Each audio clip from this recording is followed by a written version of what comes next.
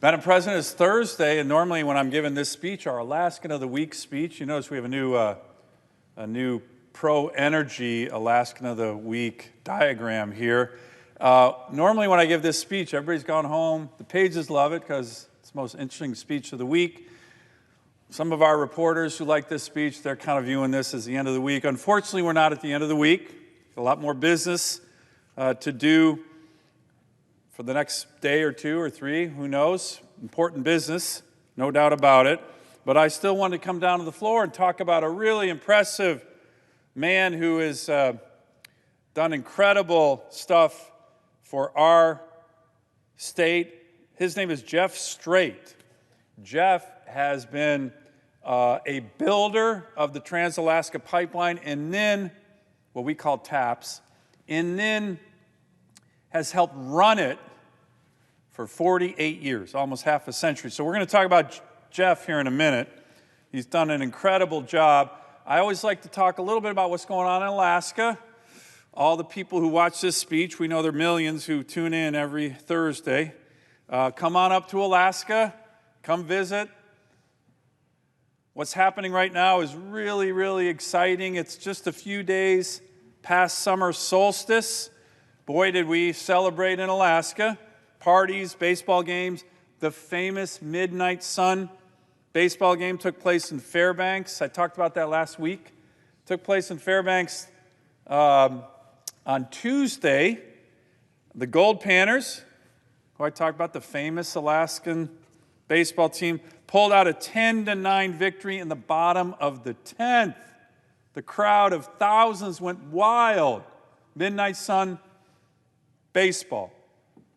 So if you're visiting Fairbanks, as many tourists do right now, you might want to check out a baseball game. We got great baseball in Alaska, as I described last week. You also might want to travel a couple miles outside of Fairbanks to get a first-hand view of one of the engineering marvels of the world, the Trans-Alaska Pipeline, what we call TAPS. So that's it right there. Big, beautiful, incredible engineering feat. 800 miles of steel pipeline crossing 3 mountain ranges, one about 5,000 feet high, crossing more than 600 streams and rivers, and has transported over 17 billion barrels of oil to a thirsty America. That's energy security, right there, right there.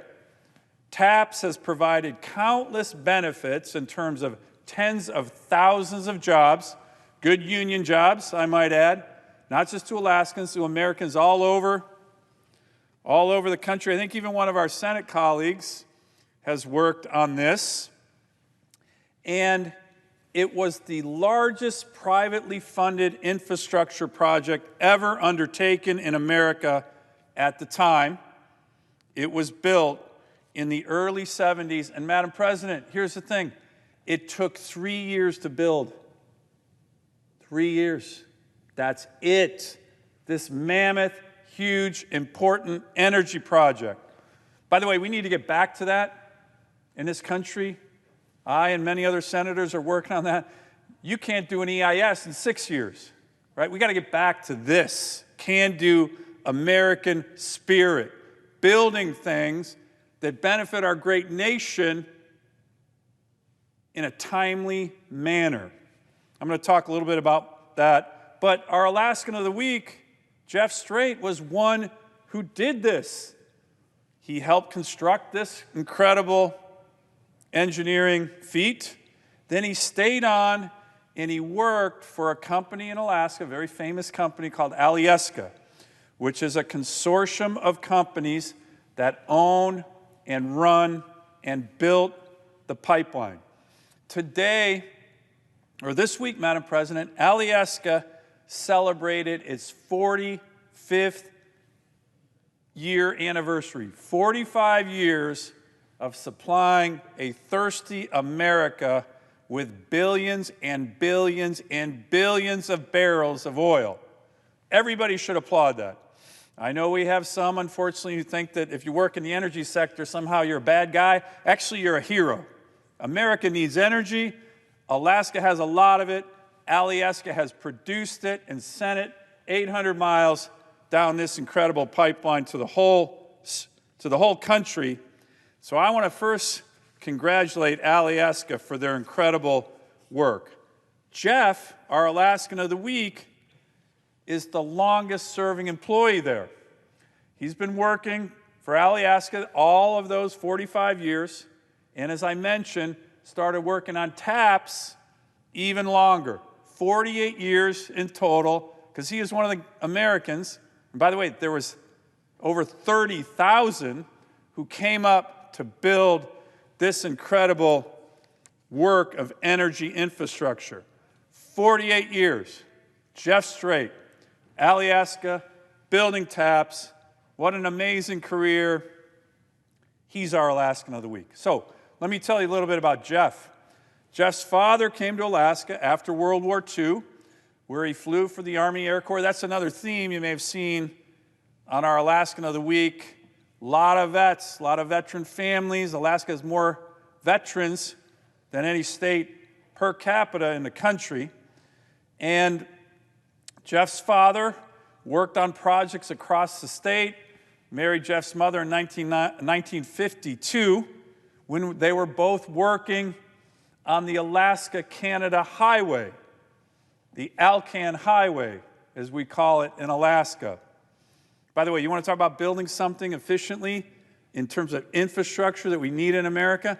Alcan Highway, 1,600 miles through Canada, all the way to the lower 48, built in 8 months. We can do that, America. We can build great things. Alcan Highway, taps, efficiently. We just got to get back to it. More on that later. Jeff's parents then moved back to Illinois, where Jeff was born, but he might have been raised in Alaska because his parents talked about the great state of Alaska so much, their adventures there, what they did there. So he wanted to go back, and he went to pre-vet school at Iowa State for 2 years, and the first chance he got in 1973, moved to Alaska to work on a farm and go to college at the University of Alaska Fairbanks.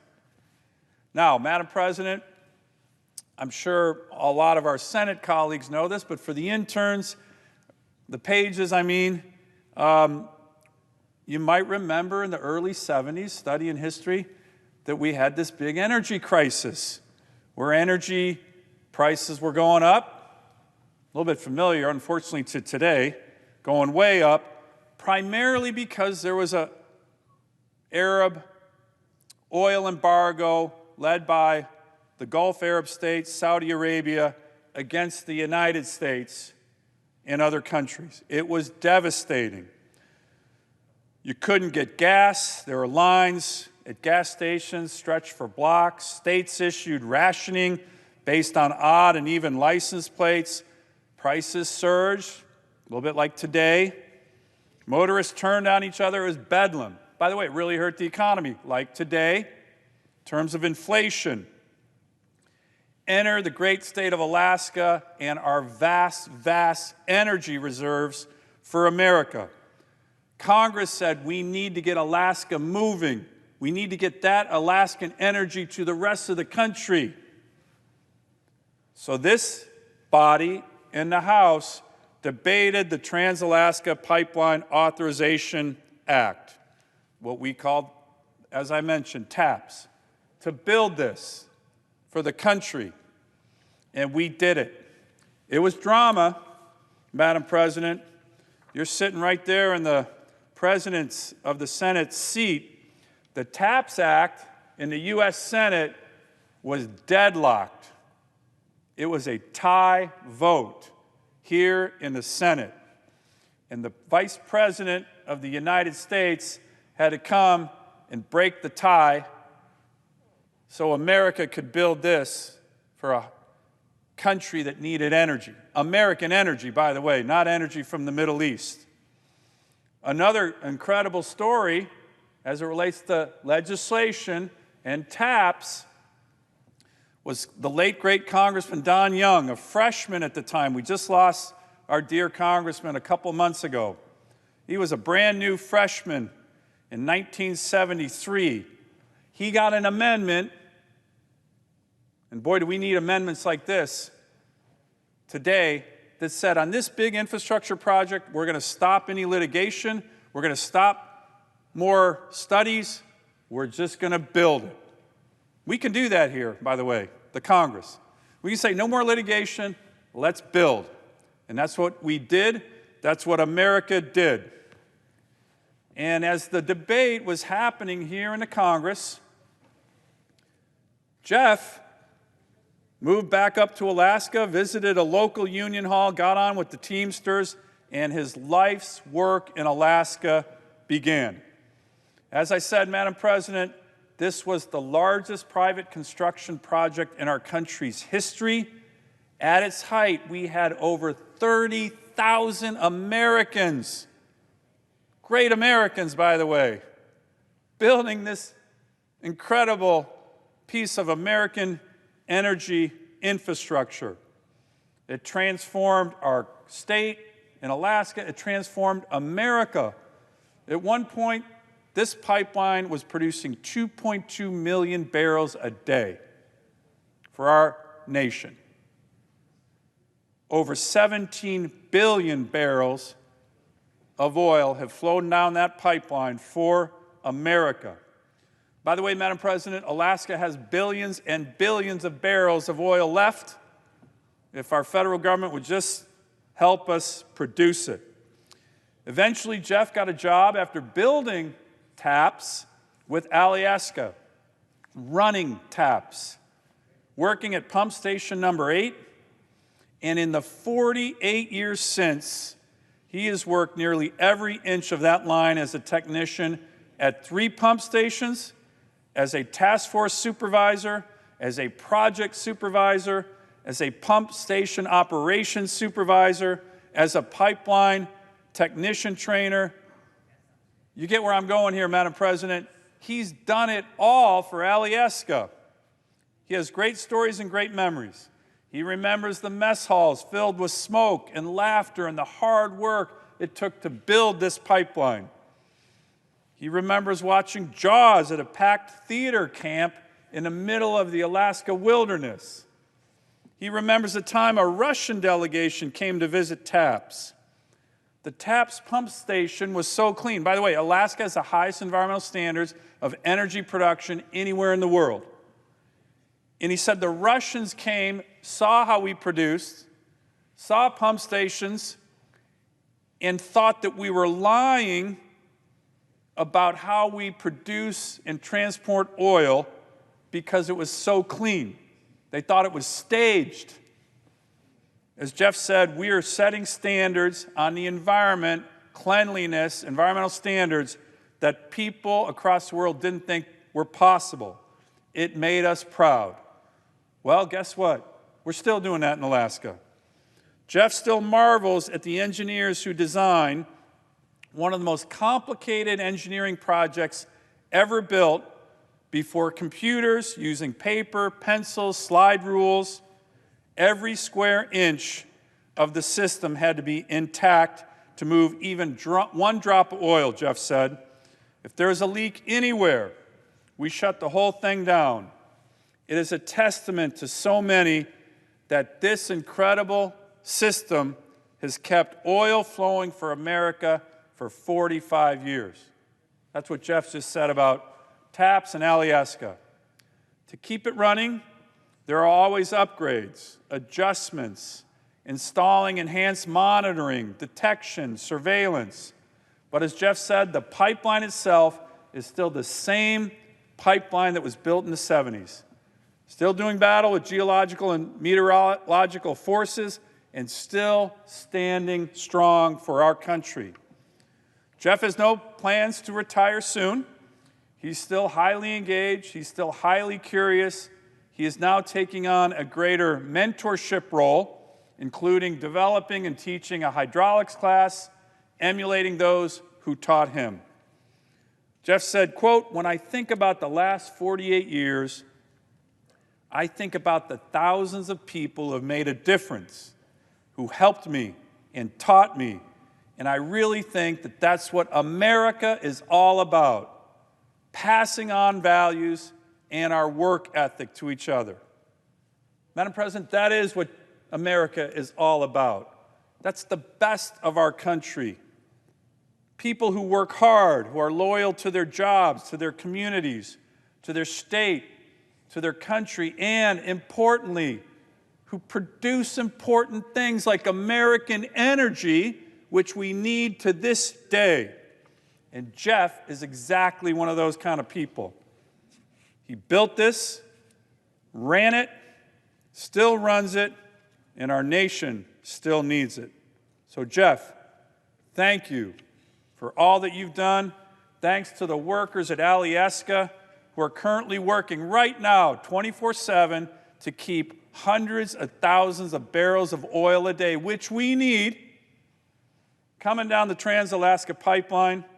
A big congratulations to Alaskan for 45 years, 17 billion barrels of oil for America. It's produced, that company, Alaskan, has produced many great leaders, Jeff being one, Tom Barrett, my good friend, being another. And I just want to say to him, to everybody at Alaskan, but particularly to Jeff, congratulations on being our Alaskan of the Week. You people who are producing American energy are American heroes. We need more of you. And we really appreciate all of you've done for our great state and great nation. I yield the floor.